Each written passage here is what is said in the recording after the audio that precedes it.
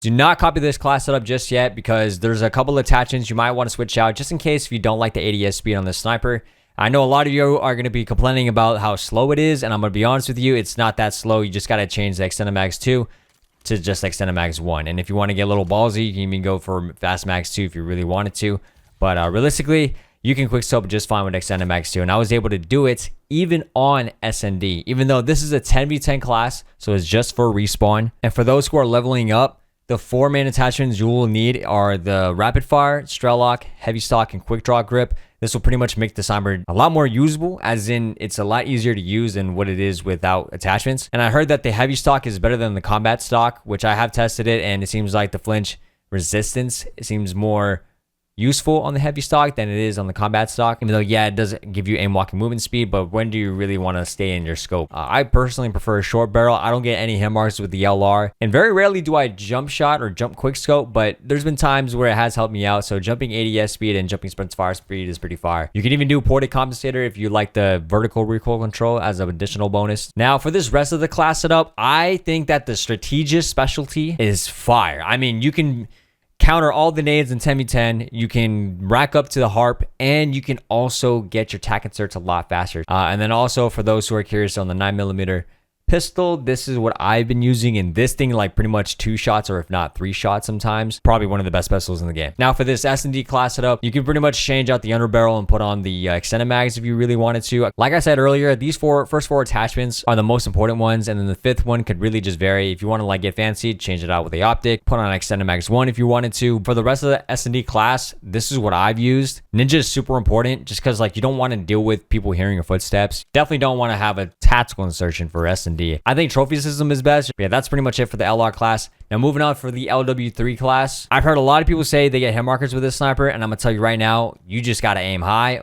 But the biggest problem or the biggest issue with this is the recoil control. So when you use this thing, you actually don't want to hard scope with it or even like stay in your scope after you shoot. And I mean this, you literally want to quick scope. And as soon as you shoot, zoom out immediately, or else it's gonna mess you up and mess up your timing. So first 4 attachments, just explained as before with the LR, same thing. Magazine, I think extended mags 2 is pretty tolerable for 10v10. So this reinforced barrel helps out the hit markers that you get from like long range, and especially the bullet velocity that falls off. So if you have any issues, that's your go-to barrel right there. And if you want to use long barrel for in the meantime, you can by all means. Of course, if you're leveling it up. And then ported compensator, I think this is the muzzle to use for the LW3 because how bad that vertical recoil control is. And just to show you real fast, just in firing range. So when you use this thing, zoom out right away.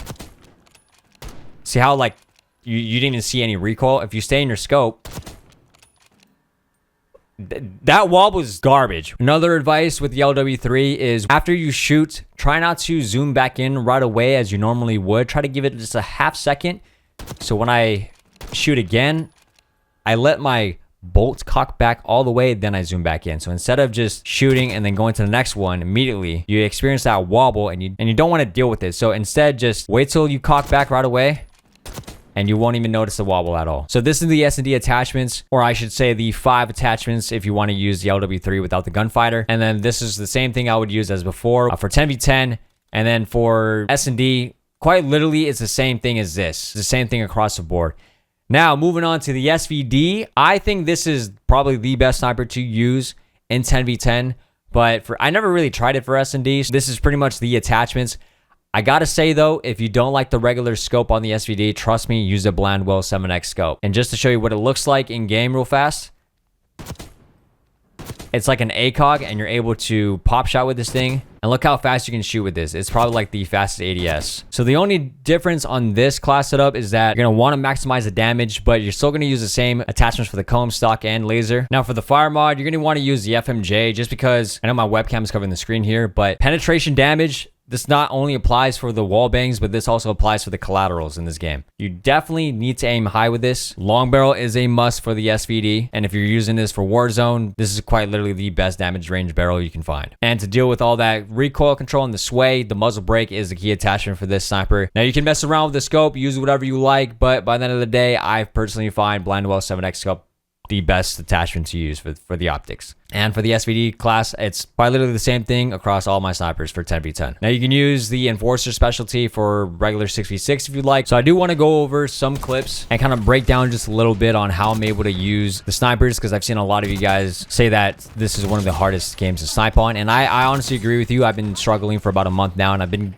actually getting a lot better at sniping on this game. Even on stream, I brought up how I went literally 11 and 40 with a sniper, and I've never like really done that bad in a long time, probably ever since I first started. And I sat there like, wow, this is going to be the game that I'm probably going to give up sniping. But then I thankfully, shout out to my boy Roy, he was like top fragging, and he understood how to snipe on this game. And it really just came down to timing your quick scopes properly with the shred lock laser. Without that attachment, I'm not kidding, you would not be able to snipe on this game. Like, it feels absolutely garbage without it. And when I mean by time it, I mean really time it. Like, you're not gonna win any of your gunfights if you're trying to fully scope in on most of your shots. And don't get me wrong, it is hard to snipe on, and it is hard to snipe on, especially when there's no aim assist or barely any aim assist at all. And this COD might honestly be easier on keyboard and mouse, because I've already seen people who've been switching over, such as Scope, Rhyme, and probably a few other friends. I haven't tested it myself with keyboard and mouse. I haven't really made that jump just yet, but I'm still sticking to controller just because it's just, I already got it down. I've been getting better at it. I could probably show you guys a little bit more of a breakdown in a different video, but I kind of want to just summarize everything about these class setups. So what kind of like right now, what I'll probably explain, and I hope I can show it on screen. If you notice, like most of the gameplays that you guys seen on YouTube from people that are really good at sniping, they don't really tack sprint. And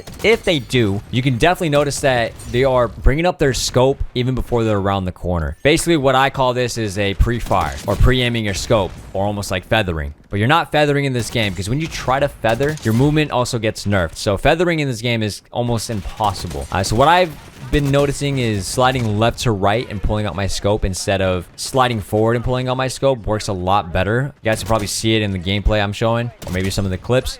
But I'll definitely do a better breakdown in another video that'll probably come out in the next 1 or 2 weeks. Because just remember, each sniper, the way you use it is completely different. Like the LR, you can kind of shoot and then scope back in and be able to get another shot in. The LW3 is just straight quick scoping, and any sort of wobble will actually throw you off, or it'll end up getting you a hit marker. And then the SVD, you can shoot more than once in a rapid succession, but you got to aim up just as high as the LW3, and you can pinpoint with it, and it's not as bad. But when you shoot, it gives you that like stop delay, so you can't sprint shortly right after. I hope some of these tips help you guys in the short run. And if you guys want to see more sniping tips on this game, let me know down below in the comments. I know some of you guys have been watching a lot of other YouTubers that probably haven't covered some of the tips that I'll probably break down, or probably didn't explain it just as good. And of course, if you guys found this video helpful, drop a like and subscribe if you guys are new. And I'll see you guys in the next video. Take care.